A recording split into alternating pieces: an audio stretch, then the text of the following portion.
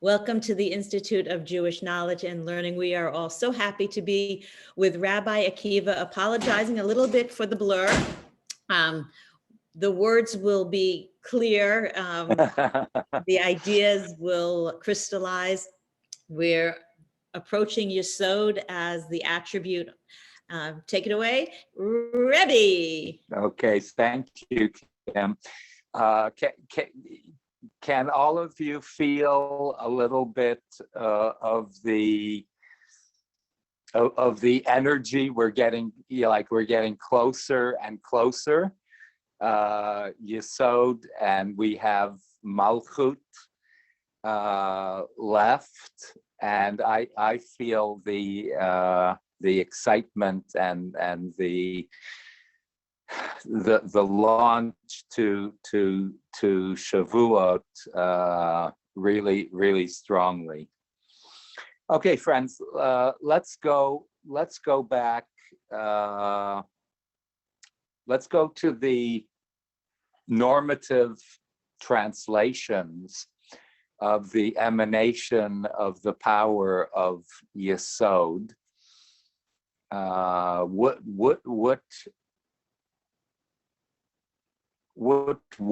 words were used to describe this divine emanation? So normatively, traditionally, the translation would be Yesod as foundation. So that's a very large term. What exactly that means, we are going to attempt to unfold in this teaching, and throughout we will be coming up with alternative imageries for Yesod.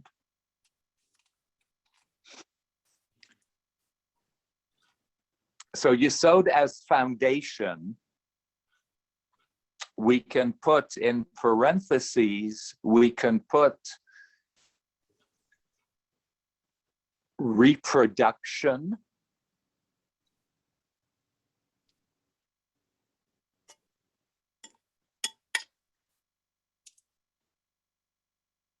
whatever, and that's a very large word, to reproduce. The question is, reproduce what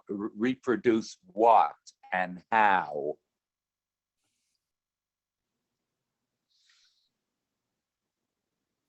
Another nice encapsulation of Yesod is generativity, to generate.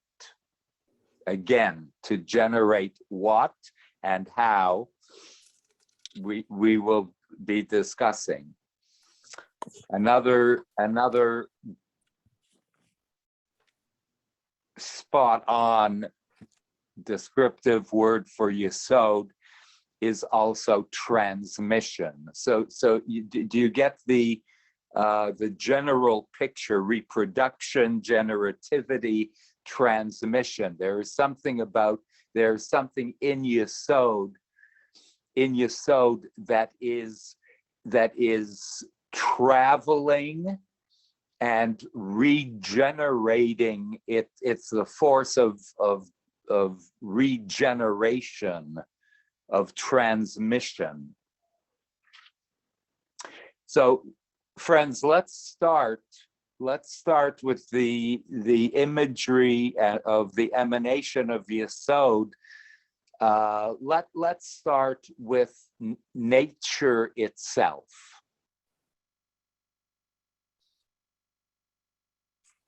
Nature as a prime example of the power and energy behind Yesod, as a prime example, and then nature as a metaphor for other realms. Or to put it in a different way, the spiritual nature of things that are found within Yesod. But let's start with nature itself.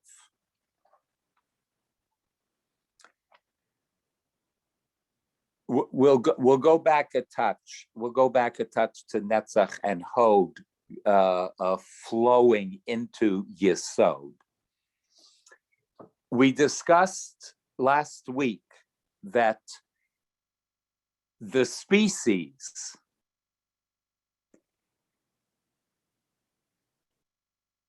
have this drive to all living things have this drive to live and to and to expand their reach. Nature integrally grows.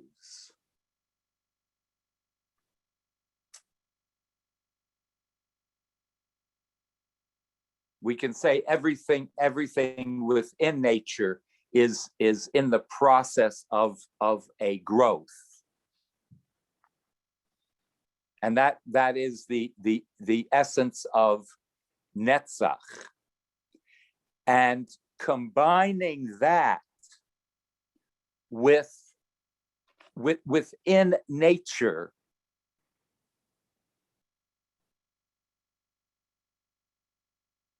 combining the drive for growth with also the need to draw back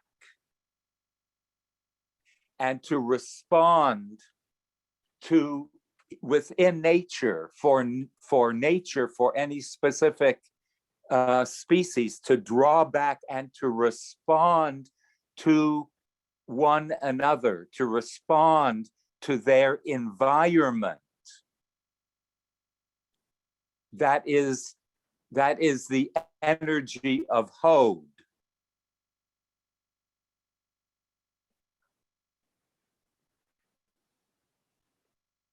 And this energy for expansion, combined with the need to draw back and to harmonize to respond to others, to harmonize with the environment within nature, creates what we call today in contemporary times an ecosystem, right? A beautiful ecosystem.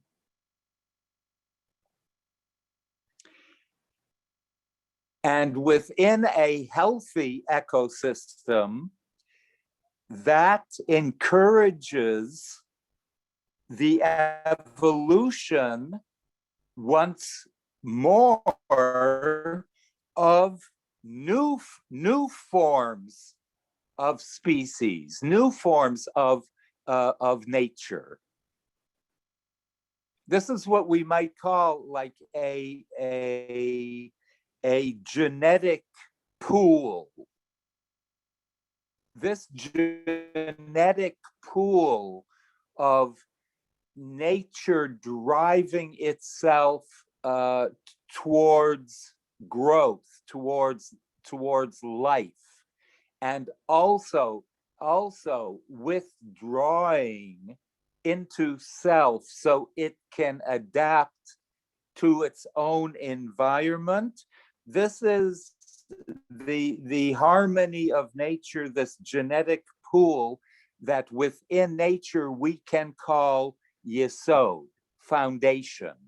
This is a foundation of the natural world.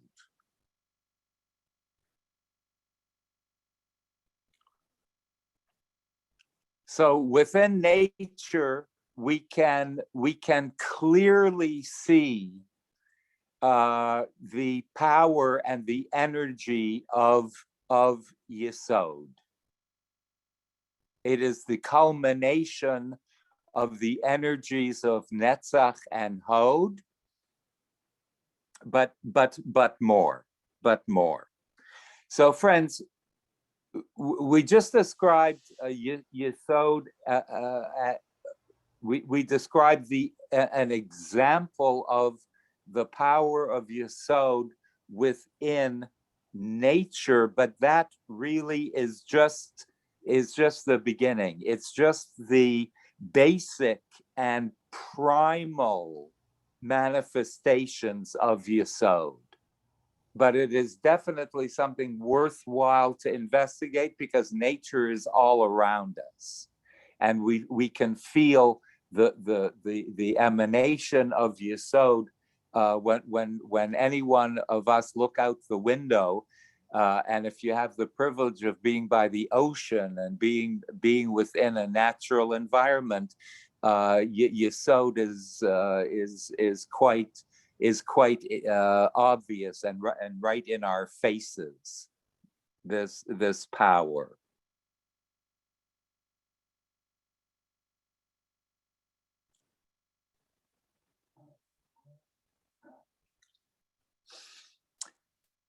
So, friends, because the loftiness of the human being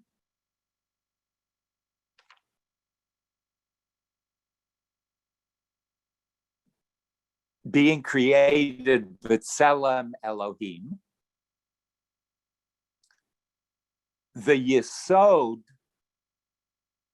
emanation within the human being, it has to be much more than our genetic makeup. In other words, when we speak of Yesod in human terms, we cannot only be talking about the human ability for reproduction and for regeneration. We cannot only be speaking about our ability to regenerate ourselves in the form of children or grandchildren or great-grandchildren.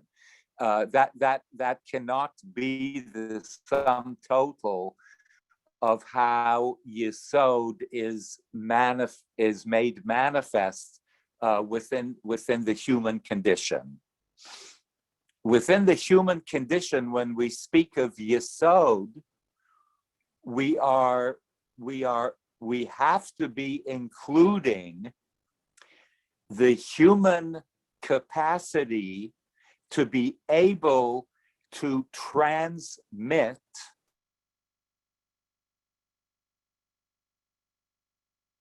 information, education, our ability throughout the generations not to only reproduce physically, but also to be able to be conduits, to be transmitters of information, of enlightenment, of maturity, of the evolutionary process, our human ability to transmit from generation to generation, from stage of evolution to the next stage of evolution, some sort of light to the preceding generations. In other words, when it comes to human beings, the Yesod aspect is different than it is merely with nature.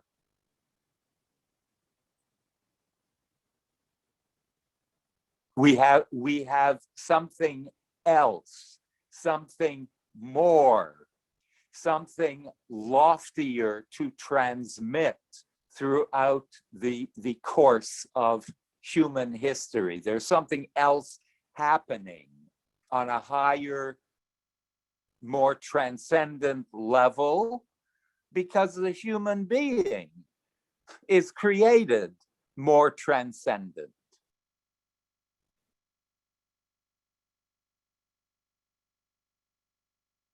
So what can that be? What can that be? And how does that work? How does that work? Okay, friends, any comments or questions until now? Joan posted in the chat a question. Can you clarify how this is relating to the ocean?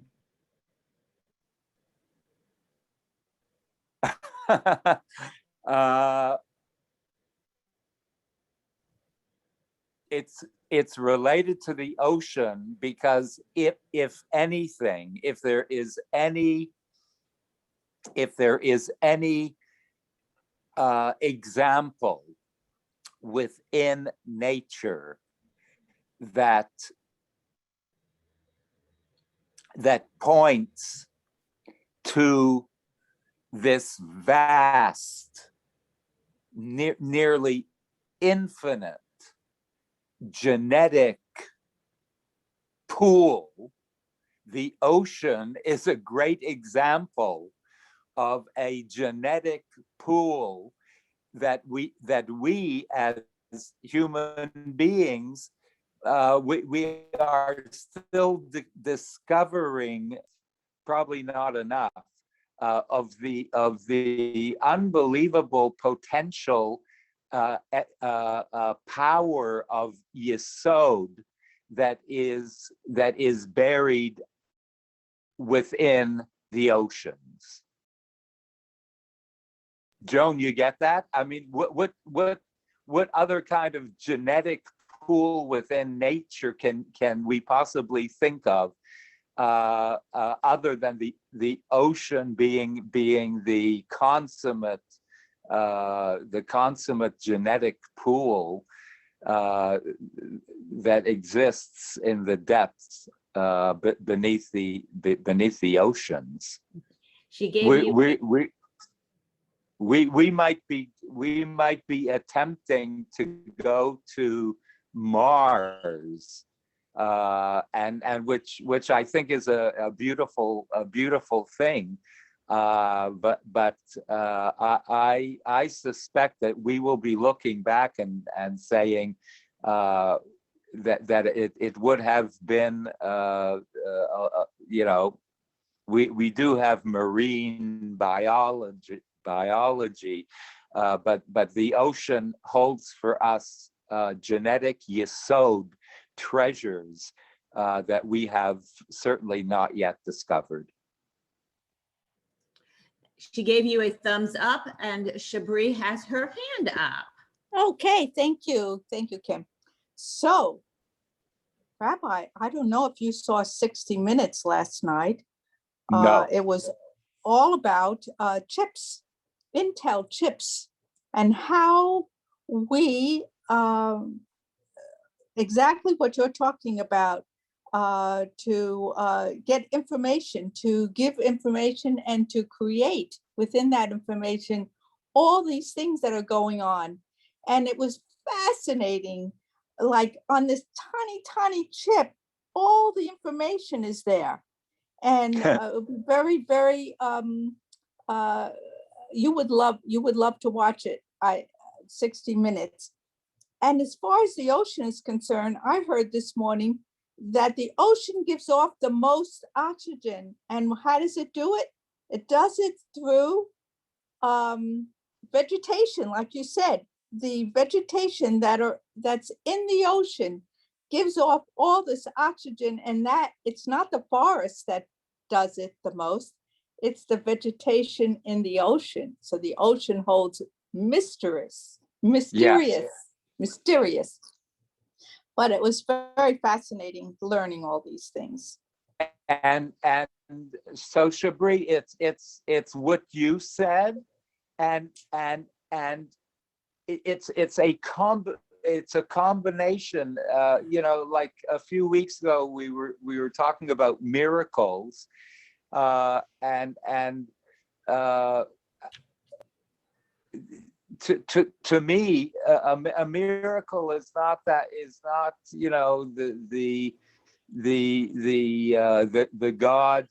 God who sent the plagues, or the God that the divine power that changes a rod into a serpent. If we switch our paradigms, I would say to anyone who is discounting or misinterpreting this thing called miracles, I say just go out on a pier and look at the ocean, and you will see a miracle. Go look at, you will see a miracle right in front of you. So we have to change. The Yesod is the emanation, on a physical level, is the divine emanation that makes nature work. And it's not just the ocean, and it's not just the source of oxygen, is not just the rainforest. It's the sum total of all of them working together on the physical natural level is Yesod. And on the human level, we still have to investigate what on the human level, because we are not simply species that are part of a natural cycle. We are special.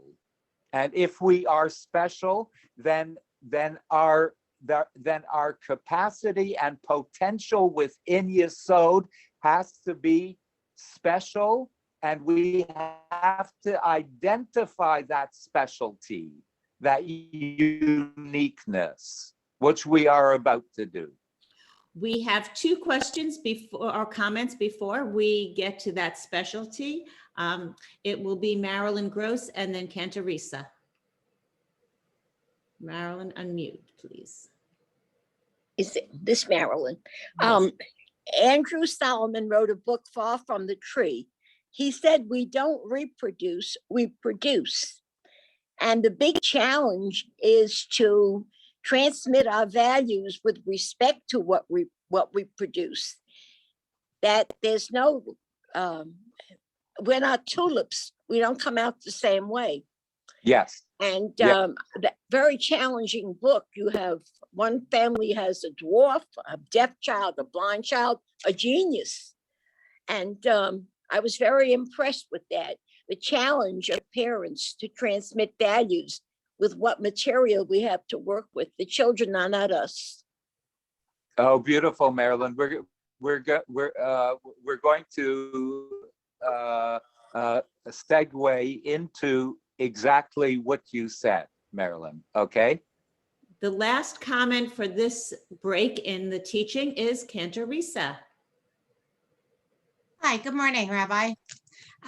Good morning. Good All morning, right, so Rita. I'm still trying to understand all of this because I'm still I consider myself a newbie. If Yesod is the divine emanation for things to work, are we the mediator, so to speak, between the divine and nature? Because sometimes we do have to intervene for seder, for order to take place. The ecosystem does work naturally, but sometimes we have to serve God to be the mediators for that to take place. Am I thinking in the right way or not? That is beautiful. That is beautiful. We are at the point right now where we are going to so to speak, define exactly the human capacity, being that we are different than tulips and we are different than doggies. We are going to now try to define exactly how and where the human loftiness, where the human being now like you said, intervenes and intermediates between nature and God, and what our contribution as transcendent human beings, how we contribute to the larger organic whole. What is our unique contribution to the to the big picture of the olam, our place in this big ecosystem that we call world. So you were right on. We have to have a unique place. What is that place? What is our place within you to human yesod? How do humans contribute to the foundation of the world? Okay, very good, Teresa. Back to you to explain how that happens. Okay.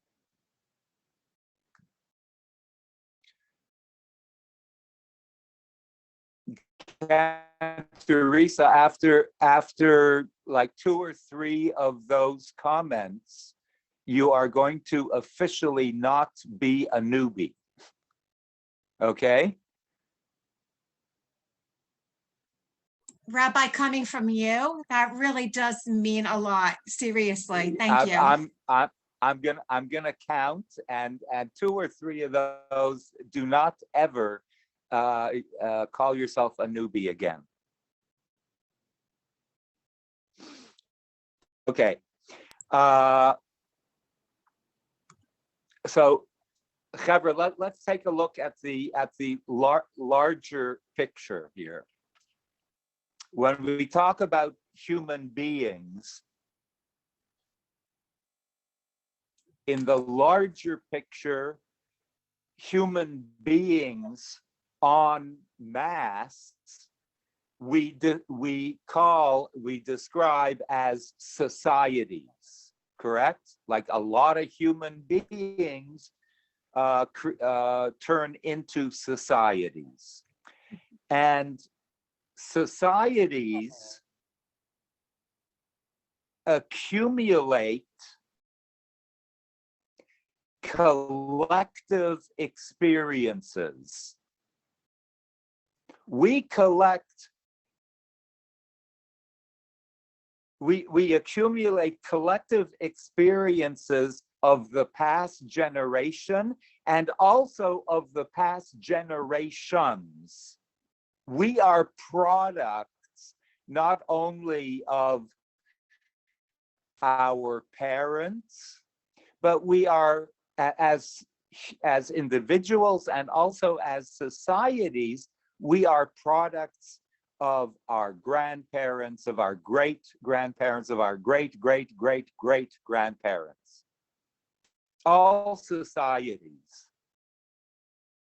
And thank God, Jewish societies have kept that very, very much hopefully alive, right? Midor dor, from generation to generation.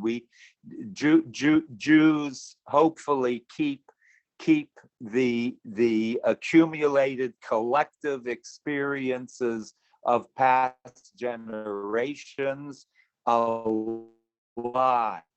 And friends, the collective experience of, let's say, of the last generation, that becomes our starting point.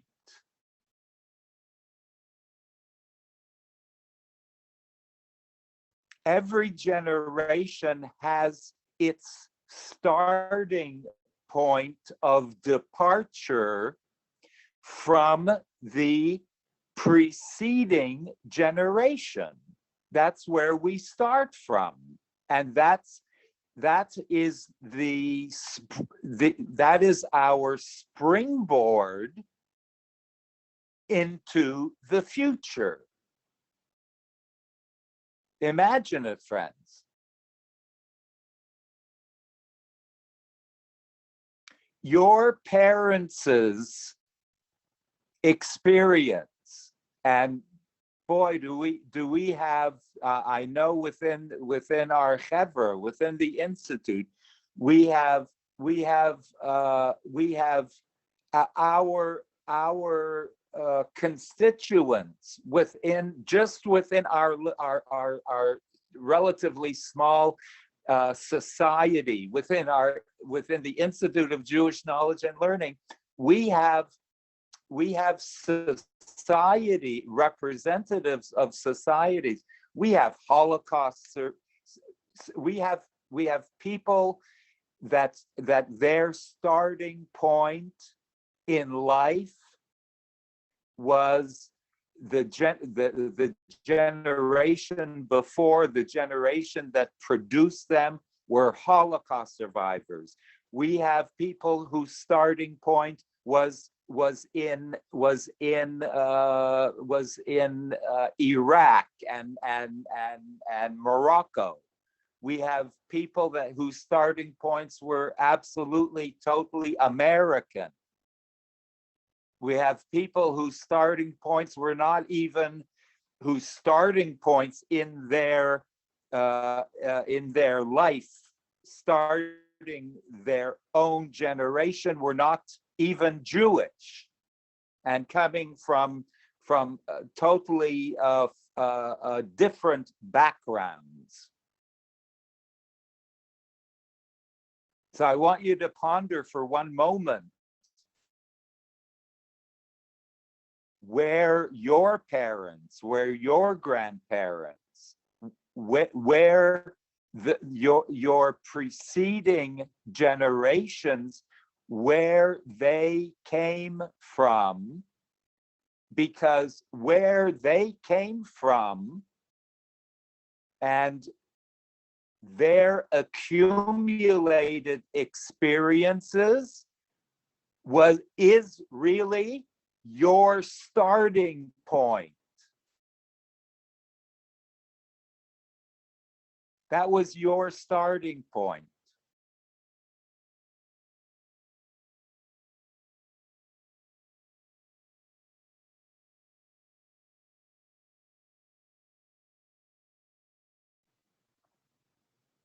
You know what that makes me think of? When we talk about thinking about our starting points, the place, our starting points is our springboard, our diving board into our new lives, into the future. So that makes me think and wonder about a little boy and a little girl of 6 or 7 years old living in, let's say, in Syria today, living in Afghanistan today, and trying to empathize, or trying to even think about their starting point. Where are they starting from? They're starting their life and the unfolding of their future is starting from hell on earth.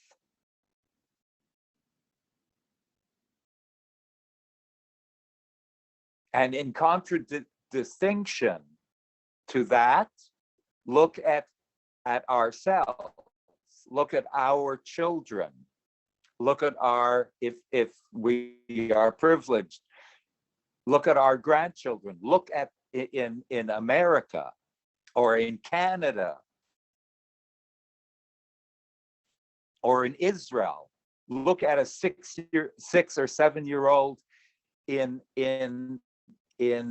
flourishing countries, and look at the starting point from where our children begin their journey into the future.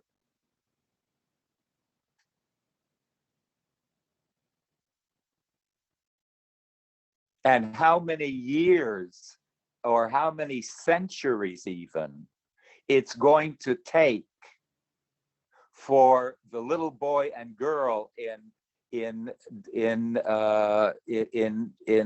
Africa or in Syria, how many centuries, decades it might take for their starting point to even come close to our starting point.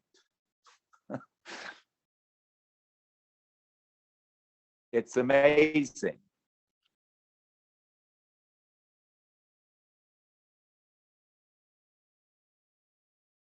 So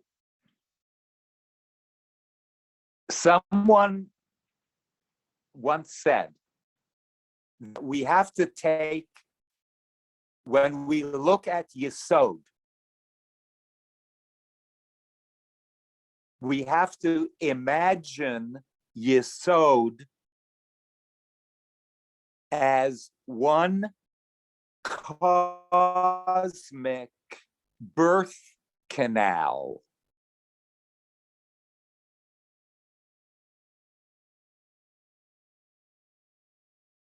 A birth canal which channels the infinite multiplicity of experience that any one person or society accumulates. And that is Yesod. Yesod is the birth canal through which every individual and every society goes through to begin their individual and their societal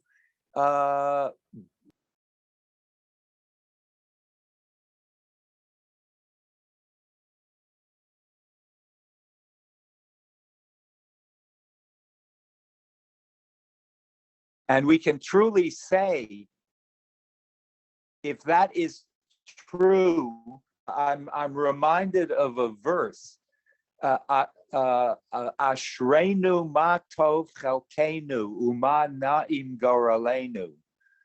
We can say how fortunate we are as Jews, and as Jews living in democracies, living in a free society, how fortunate we are to have as our starting point, to have as our starting point this good fortune, in contradistinction to others whose starting points are a million miles lower than ours.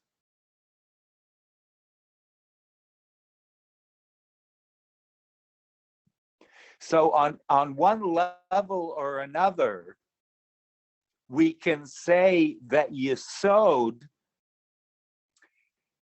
is in part the divine quality or the divine emanation of memory.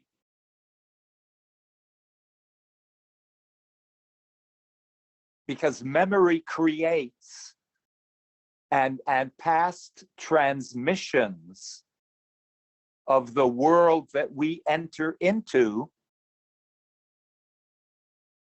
is all waves and vibrations of past accumulated experiences. And another name for that is memory.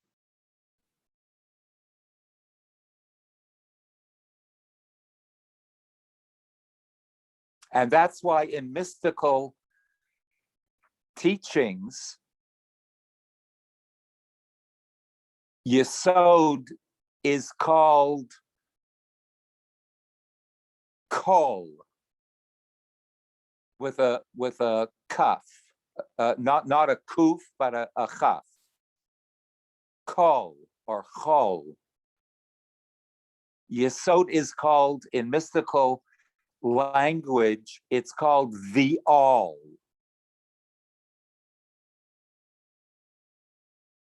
Because with our individual births and with the birth of the society into which we are born, we bring with us the all. We carry with us and in us all the generations of the past that are implanted within us. And we continue to grow and to flourish and to continue the transmission from before into ourselves and then into future generations.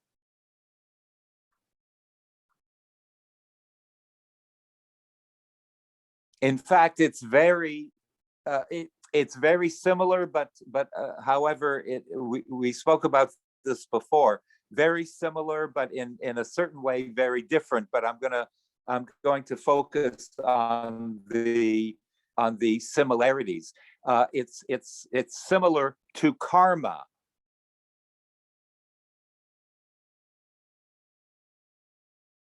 Where we can say that there is a certain, when we are born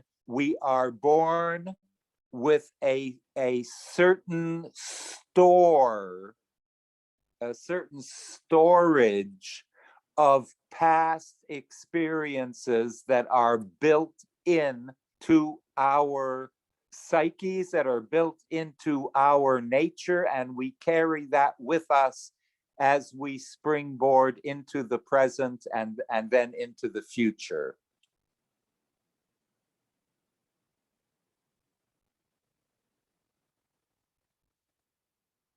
Okay, any questions or comments till now? Okay, I see Cantor and I see Marilyn, but first, is there someone who hasn't had a chance to ask a question? Or is there anyone who has a question that they think is too stupid to ask? The question too stupid to ask is the most important question on the table. You can wave at me or raise your hand. In the meanwhile, go ahead, Cantorisa. Suppose I had a role model, a person who set up the springboard for me to be strong, so I'm not like the generations before me. I set up my own springboard. Can that be part of Yesod? I have the memories of what I did not want to be. How does that relate to Yesod? That is actually, that is part and parcel of Yesod. I hear the premise of your question, because you are asking if I differentiate, if I are even if I am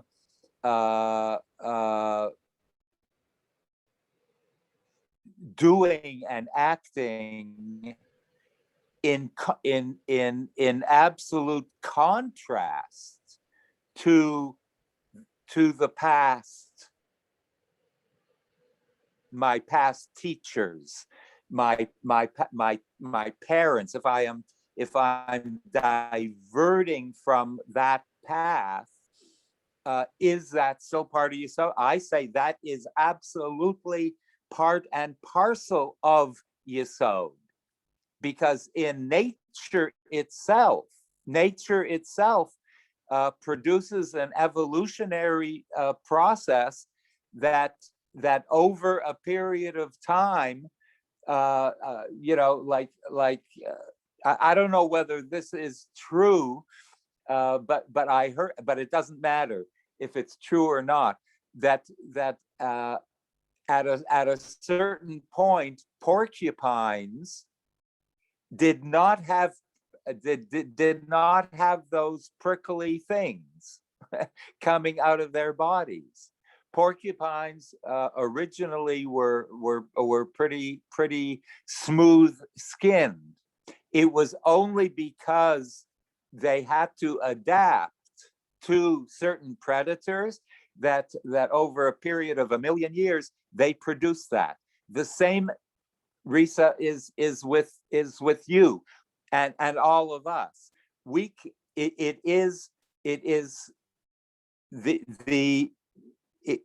can learn new things, but those new things that are going to look like they are contrary to past generations are actually really implanted there by the last generation in order for us to actually evolve and change. That's the story of many Holocaust, second generation Holocaust survivor, that my parents taught me how to be a victim, and they acted and behaved like victims all of their lives. And it is that victimhood that taught me how to be courageous and strong and independent. That's all part and parcel of the story of springboarding. Yesod does not mean that we have to be in any measure Xerox copies of the last generation. What it does mean is that the last generation is certainly transmitting something to us so we can regenerate ourselves and create a new and unique future for ourselves. Thank you. Marilyn, you're up. You answered a lot of my questions, but I'm thinking of our grandchildren have rejected the lifestyle of their parents as far as conspicuous consumption. They become vegetarian. They become much more aware of their environment, and they reject their parents' overuse. And that's something that we have to understand. It's not a spiritual rejection. It's a rejection of their physical behavior, which in a sense is spiritual. Neglect, overuse. Of course, it's spiritual. There's no doubt. It might look like it's on the external side, but the external side is usually always a manifestation of something that's happening on the inside. That's number one. So you're correct in calling it spiritual. But Marilyn, this again, I have to reiterate what I said just a few seconds ago. Yesod does not mean reproduction and regeneration does not mean Xerox copies of the last generation. It means that there is you know what I think there is to use your example, there is a force. There was a force of the accumulated experience of the last generation of overuse and abuse of the natural world, and that abuse and misuse caused genetically a generation to sprout that was actually going to be enlightened enough, see the abuse and misuse, and actually, because of the misuse and abuse, change or try to change the trajectory of what we call the new generation that is more cautious about the planet and about nature and abuse. We can say in a way our grandparents' sin caused us to be more conscious and more enlightened, and we have to thank them for that. That's all part of the lesson. Thank you both. Donna Levine will be the last question for this segment. Donna, Hi, everybody. Hi, Rabbi. What's occurring to me is that there is a push-pull. So prior generations are pushing us into the future, but then the future is pulling us into itself. Yes, yes, beautifully said. Yeah, absolutely. We're going to get to that right now, actually. There is this push. Why am I not pull, surprised? and there is this yin and yang happening between past and present and future. We in Yesod we are talking really, before we get into Malchut. Yesod is the place, is the emanation right before Malchut.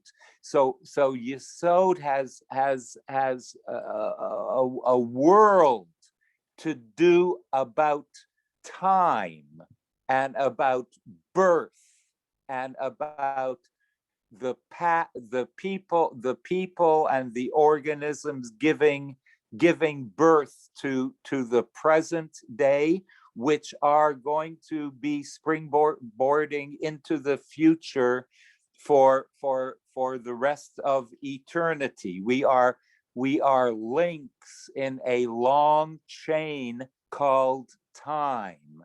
And Yesod, before Malchut, Malchut being the very tangible, Yesod has a world to do with our emergence into time.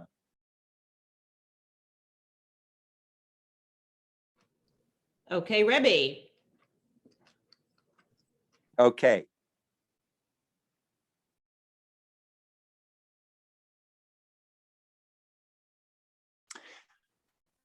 So to friends, to an extent, we can say, and this, friends, you have to like ponder, imagine it, and visualize it in your mind.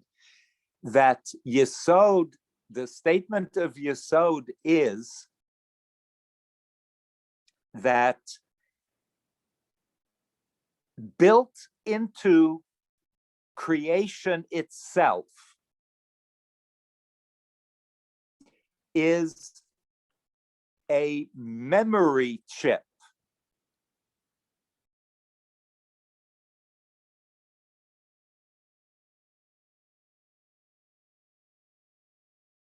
There is built into creation, and that is Yesod, a divine cosmic continuum of remembrance, of remembering.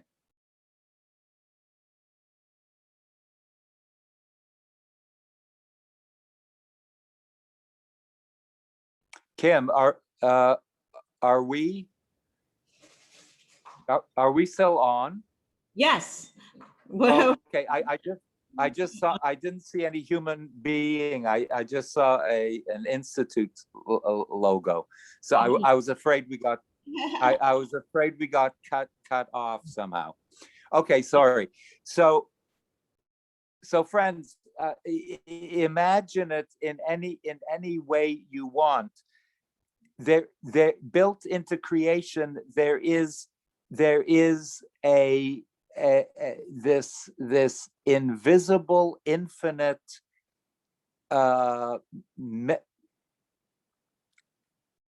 memory membrane that the world is implanted into, and that membrane, we are the embryo in this circular membrane that surrounds us, called remembering. There is a memory integral into creation. Creation remembers its origins. And as we go into the future, this memory, this remembrance follows us from the past into the present, and creates and forges a future for us.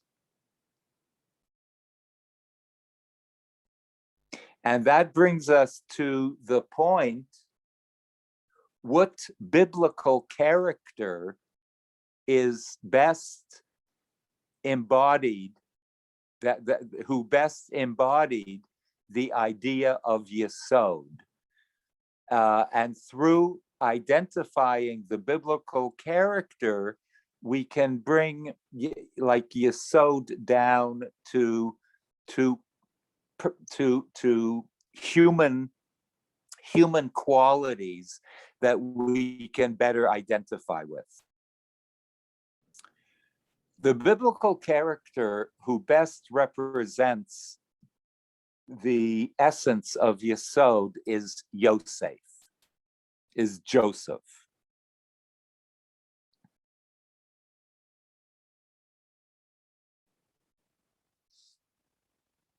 I hope we all know a little bit about the story of Joseph, at least the preliminary ones, the ones that you were taught in Talmud Torah or in Cheder. And for now, that will be quite sufficient. Joseph is most closely associated with the emanation of Yesod, of foundation, of rejuvenation, of transmission. Because, first of all, Joseph was in his history was the great sustainer. He was called the great sustainer. Why? Firstly, Joseph is in the position, he finds himself in a position where he sustains his brothers at the middle and to the end towards his life. He is the one who sustains his brothers and his father. when they are in an environment of famine and starvation, Joseph is the one who invites them. He is second in command in Egypt, and he invites his brothers and his father to the land of Egypt, and takes care of them and sustains them from extinction. Without Joseph sustaining his family, the Jewish people would not have had any chance of continuance.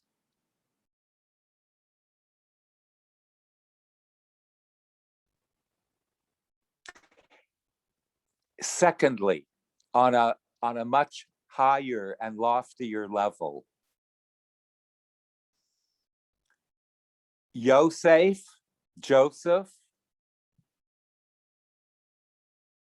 if we look at the narrative of the Torah, Joseph, on a deeper level, Joseph is not only the great sustainer, he is also the great memory transmitter.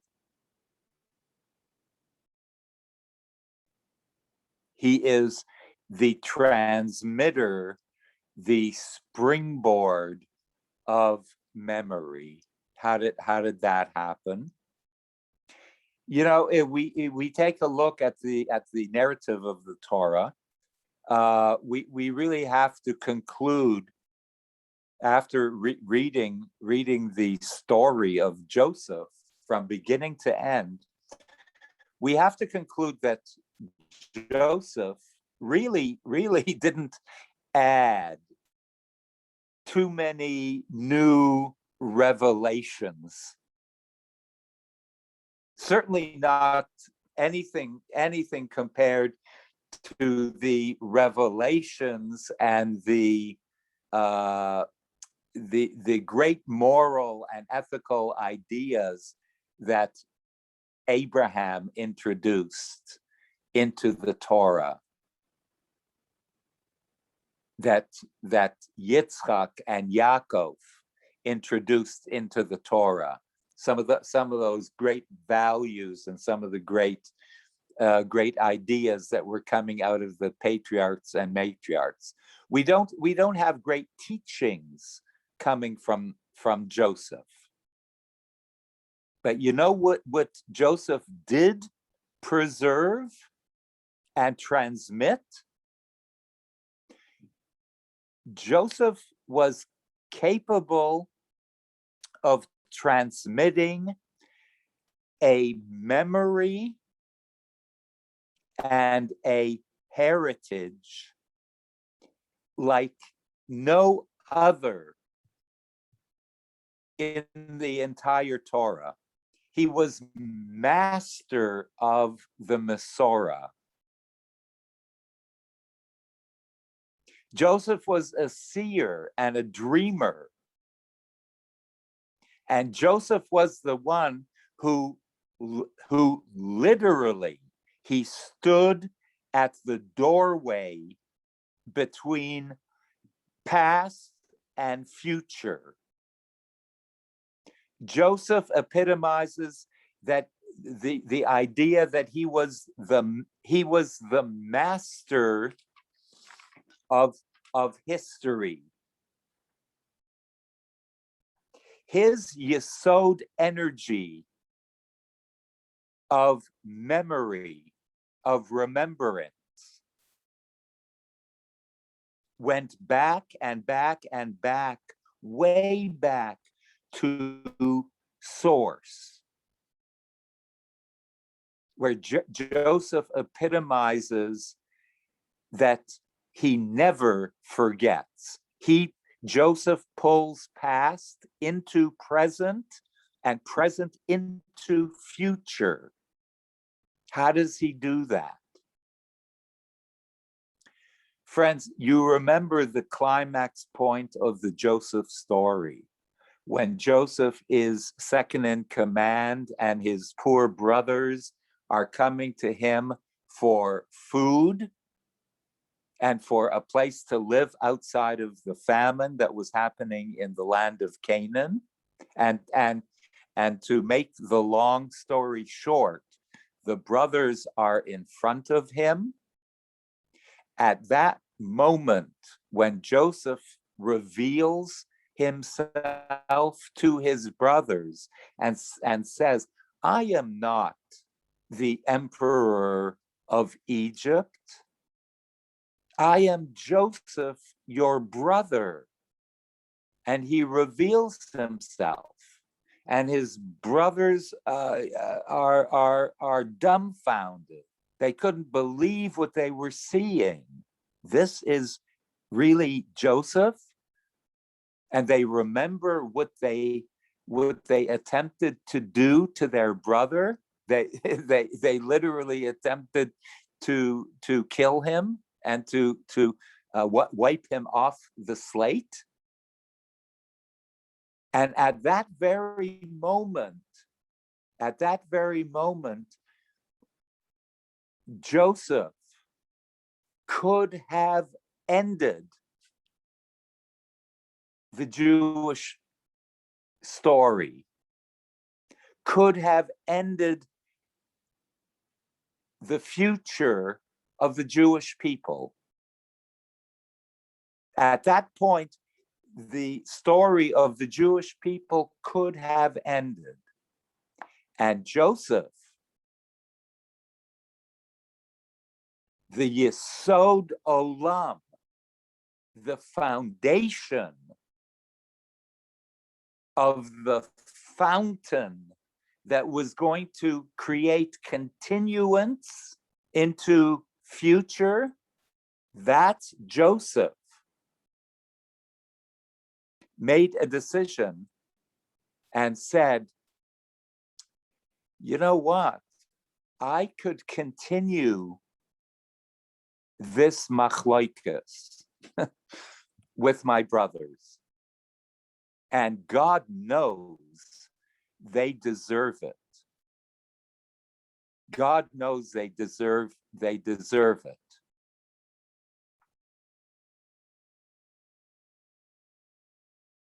But Joseph decided to be the fountain of the future and says to his brothers,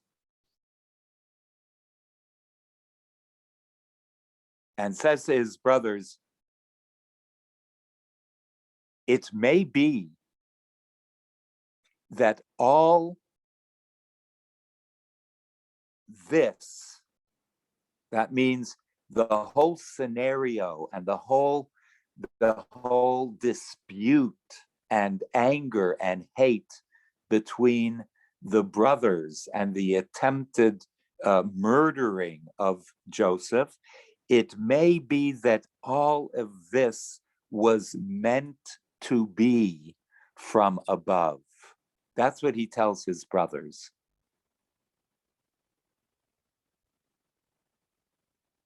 He goes back to the source of sources and says, I don't know what happened here, but if we end it here, if I continue in harboring anger for you, that's going to be the end of this family.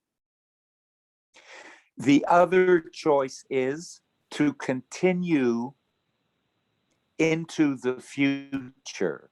And Joseph, the Yesod Olam, the foundation of regeneration, the master of memory. And here the master of memory is going back to the memory of the first day of creation, going back to divine planning. And Joseph says, maybe all of this is really coming from God, and we did not know it. Rabbi Akiva, can you comment a little bit more on the hidden aspect of God in Yesod that I heard you referring to? Yeah, I that Kim, that's why I'm using the word source for God, because just as the manifestation of the world is unbelievably magnificent and infinite in all of its colors, in all of its infinite diversity, but it all comes down to all of this diversity has its source, has a source. It all emanates from something. So within Yesod, which is the power of regeneration, all of the excuse me, all of the potential of regeneration has to be coming from a source. So that's where source come, anything of potential, anything that is able to reproduce had to come from a source that made it able to come into being and able to reproduce. Thank you. And good golly, Miss Molly has her hand up. Uh-oh. Hi, Rabbi. Hi, Molly. Okay, I'm going to speak from the point of view of when you're talking about Holocaust or where we went and overconsumption and everything. Isn't it, when you say source, I always, it always comes from source, but I come from that background. So if you have the depression and people are going forward, they want to replace what they've lost. When the Holocaust came and people survived it, they wanted to replenish again, to replace. They didn't think of it as overconsumption. They thought of it as replacing family, building a home, giving their children better than they had if they had a horrible time. And then when you moved again, so what I would have learned from my parents, I gave to my children, except that the difference was things were moving that much more quickly. We were, in 1957, you didn't have a TV set. In 1967, you had 5 TV sets. I mean, it was the evolution of time and what was available to us. So we took it upon ourselves to be consumers. And we were told the more we consumed, the more people had jobs, the more people could feed their families, the more people could do this. And then along came the next generation, and it moved 20 times faster, 100 times faster. So when my children would come home and say, Mom, the computer doesn't move fast enough. I said, what do you mean? It's a computer. It works. No, it doesn't work fast enough.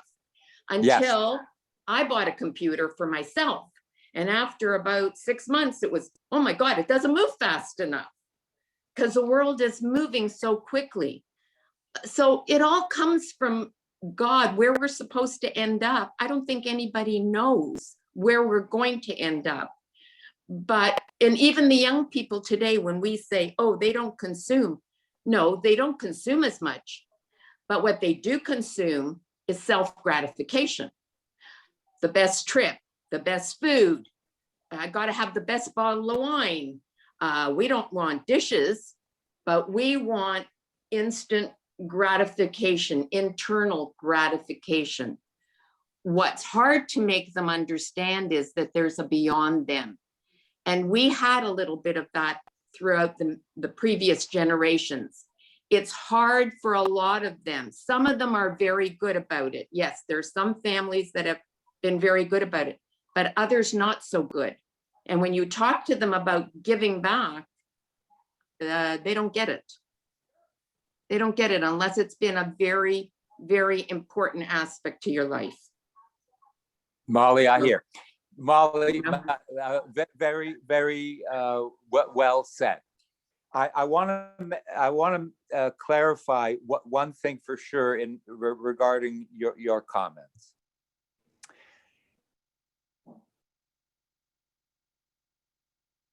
In no way am I blaming the last generation for reacting and doing and emphasizing their particular thing, in contradistinction to the second generation after the Holocaust that evolved differently. That is actually my point, that each generation has the responsibility and has the ability, and it's actually what we do. We do it, you know, like in a thinking way, but also in a natural way. We and the evolutionary process these days is going like at top speed. What we have, how we have evolved, and through technology in the last 15 years took the other generations 100 years. What we accomplished in 15 years, the last generation, you know, it would have been 10 times as long. So we are like by our own hand forcibly being sped up in our evolutionary process, and that's okay. Every generation has to deal with their challenges in their own way, and the challenges are going to be different for every generation. So and you know what? What you are calling the new generation,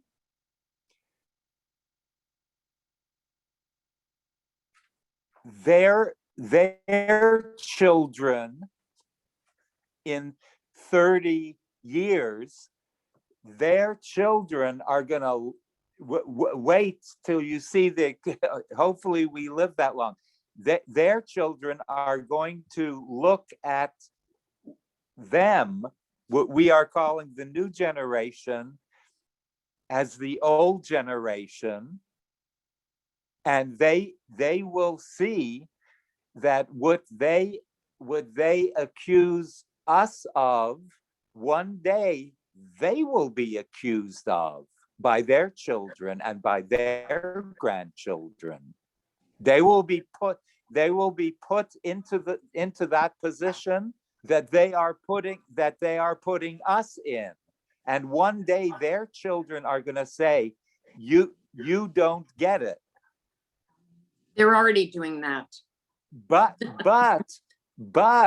hopefully, so every generation has its new chiddush, has its new mode and way of thinking.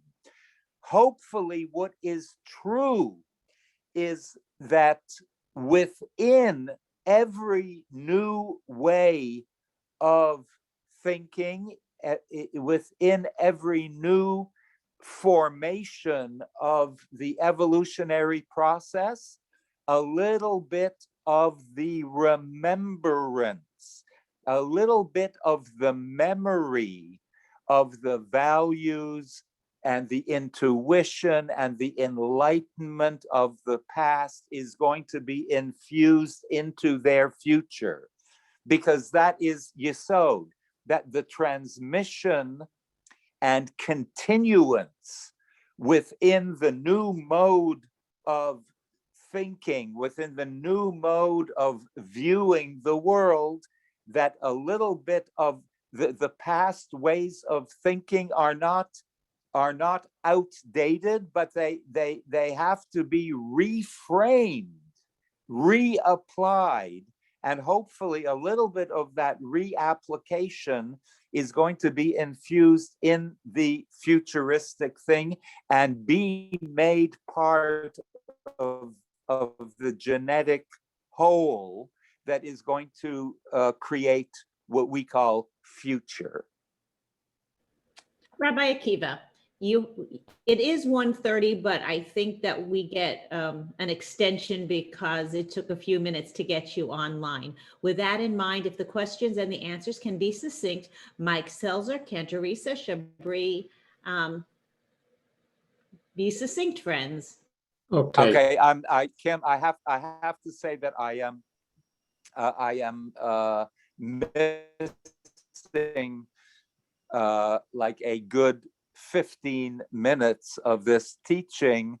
Like it's not that I left out one or two things. I left out like one big conclusion, which next week we'll do it.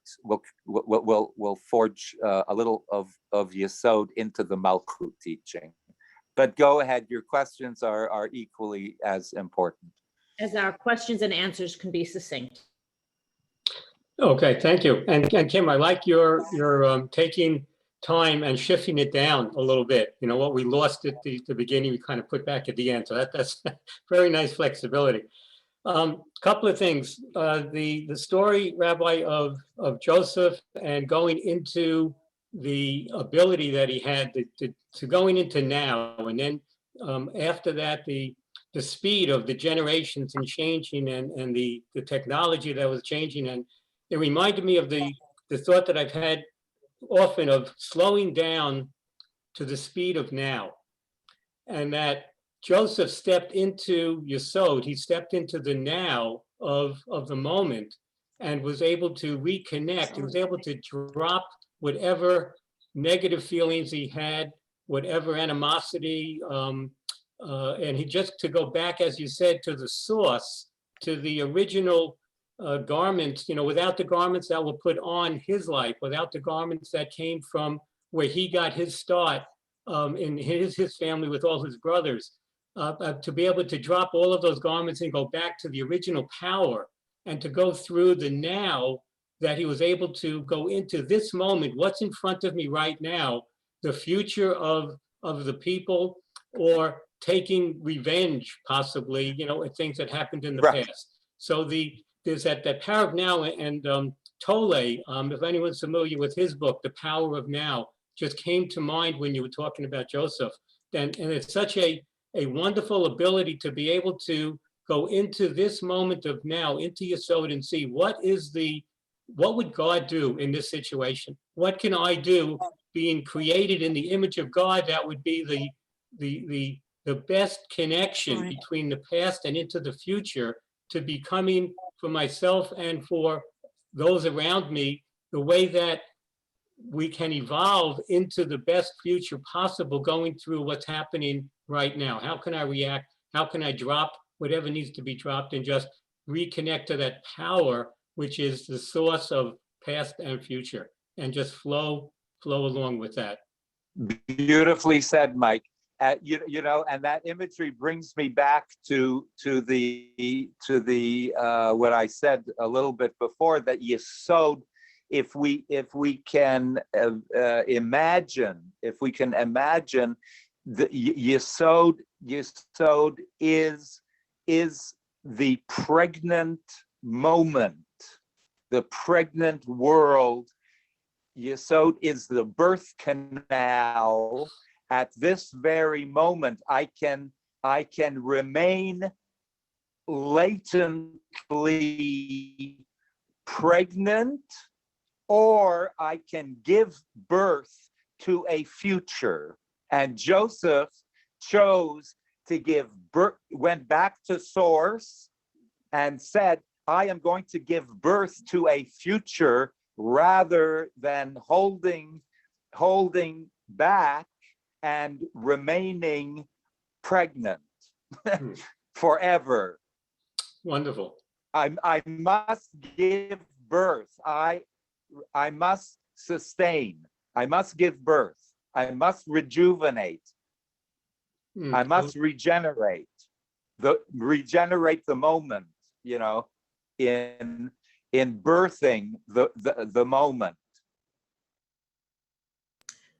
Nice, you. Mike. Thank you. I guess Kenterisa. Yeah, I'm going to piggyback on what Michael said because I thought that was just perfect, and it's kind of what I was thinking.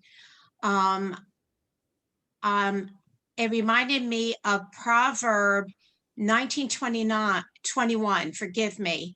Rabot machashavot, belev ish va'asach Adonai ish takum. There are many plans in a man's heart. Nevertheless, the counsel of the Lord shall stand. To me, that means that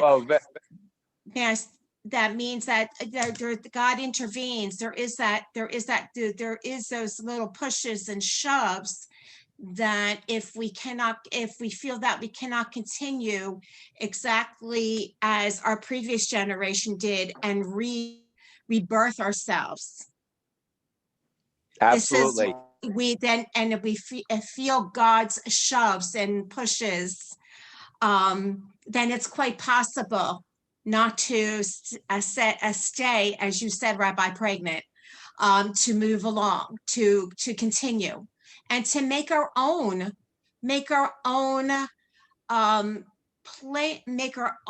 plan for our future generations that we feel is more suitable for our world.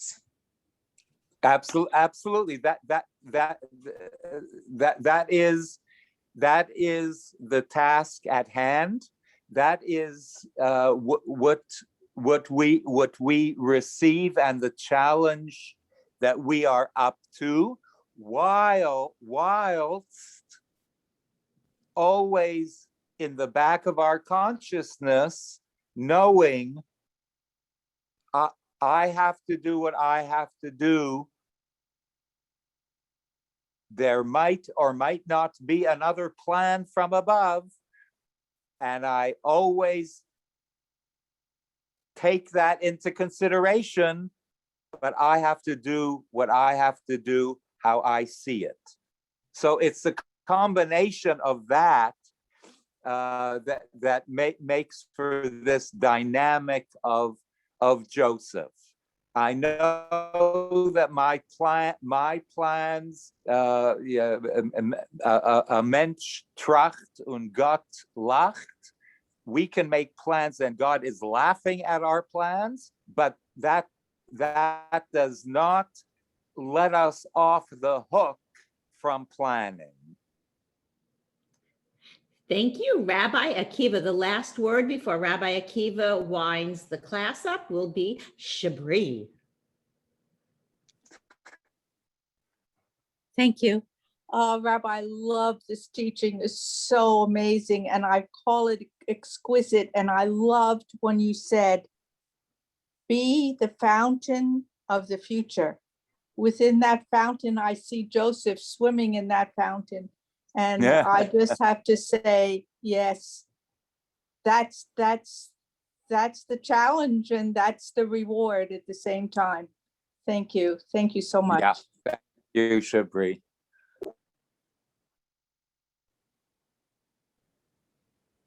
Okay, Kim. Wrap it up, Rebbe. So you tell me how much time, what time is it now? 1:40. So we have a 5-minute or 100 minutes.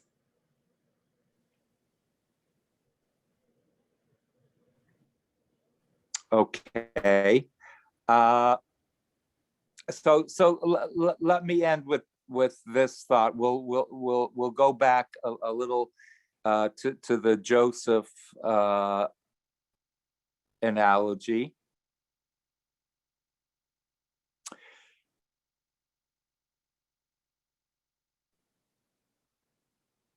When we envision the character of Joseph, he is an individual, hopefully like all of us. He's an individual thrown into the epicenter of the most civilized, most advanced culture and society of the known world at that time.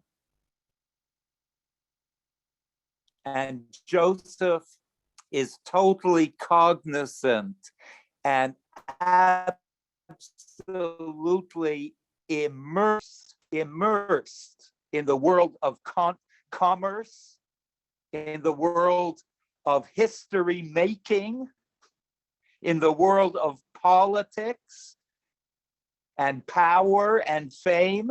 This is what Joseph's world looks like.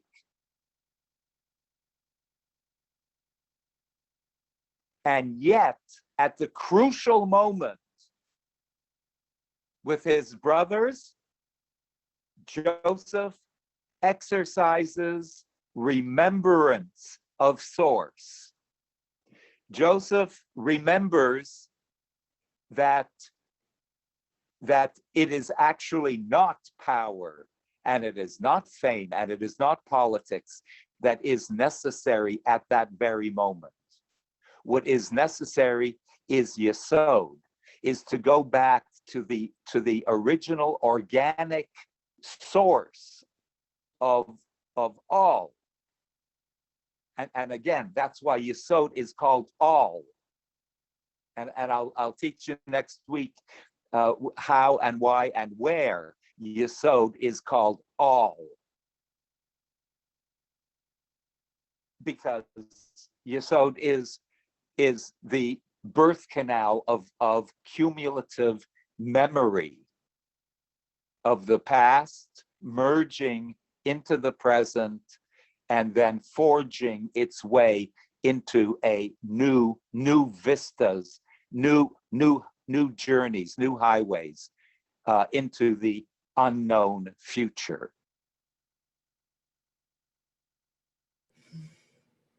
But yesod is a gewalt. Yesod is the all. Yesod is also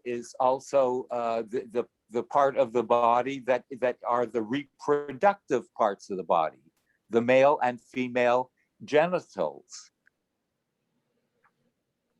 And if you want a touch of understanding of the all, you will be able to imagine it with the scientific idea that when that little drop of sperm merges with the female egg, in that biological explosion, in the merging of those two, is the actual scientific all of the father and the all of the mother merging together. It is the husband and the wife, the male partner and the female partners. It is their all that is merging together, their entire and total DNAs merging together to create this new little entity called futuristic baby.